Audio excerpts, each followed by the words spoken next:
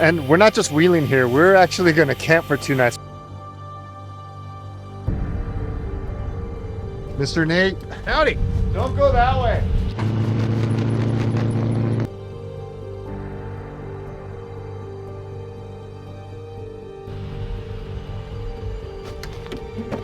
That's weird. That is really not good. Man, I mean, it looks like a clown show, but like it is a way to like get everything, just pull the last guy out. But I think right now what we're gonna do is we're gonna look for camp.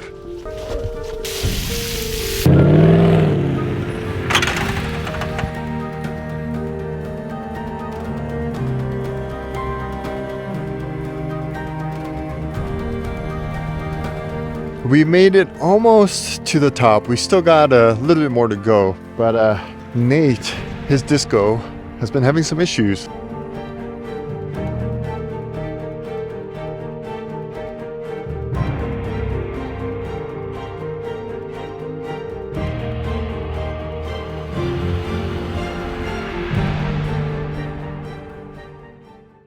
Back at the trailhead, Nate is bringing the Gladiator this time, but we got 2 rigs on 40s, he got 39s on Nate's, and we should be good to go back on the trail. We're gonna try to go past where we turned around a little bit further up so we can cover most of the track tonight and then try to find camp. But as always on these trips like these, doesn't always turn out according to plan, so we'll see what happens and we'll adapt accordingly and overcome and have a great time.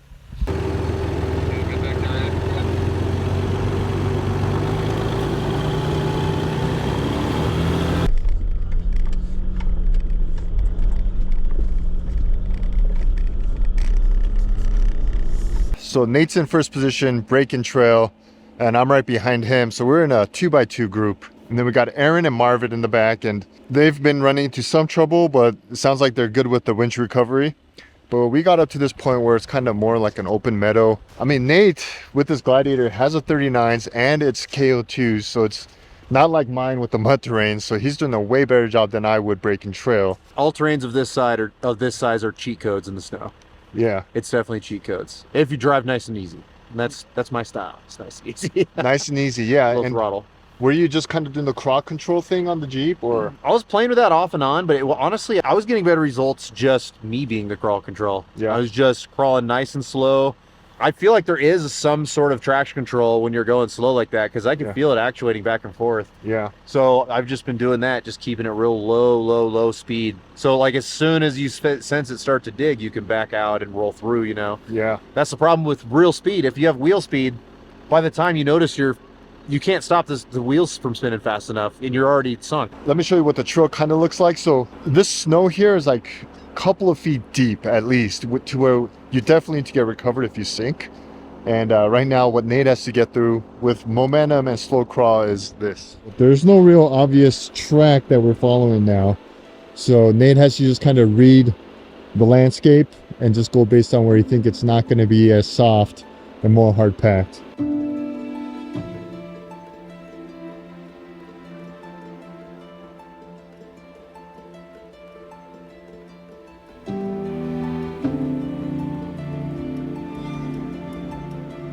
All right, so remember the 8-wheel tug or the 8-wheel tow? What we're doing here is probably going to end up in a 12-wheel.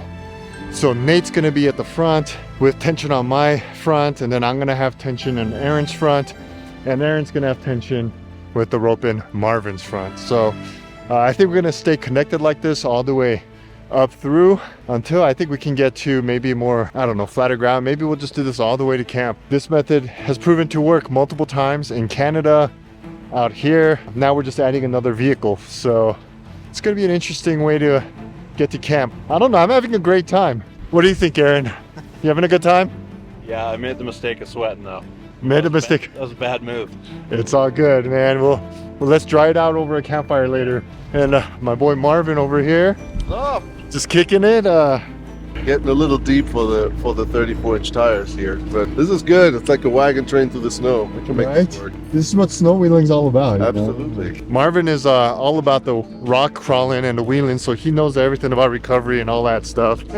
It's just the snow is a little bit different, right? It's different, and my piece of equipment is a little different than usual. Yeah, but the good news is we're with good people who are just we're doing it as a team and getting ourselves out. Exactly.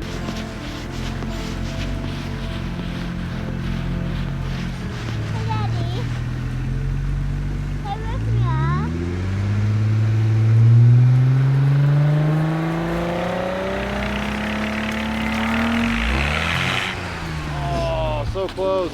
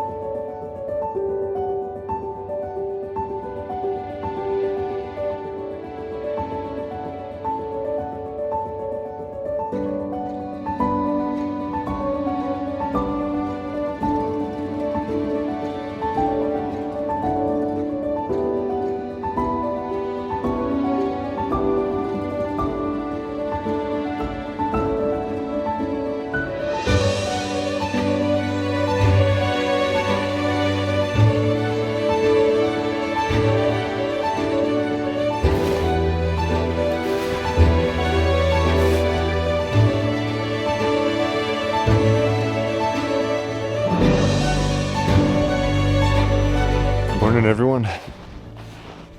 Whew. Last and final day out here.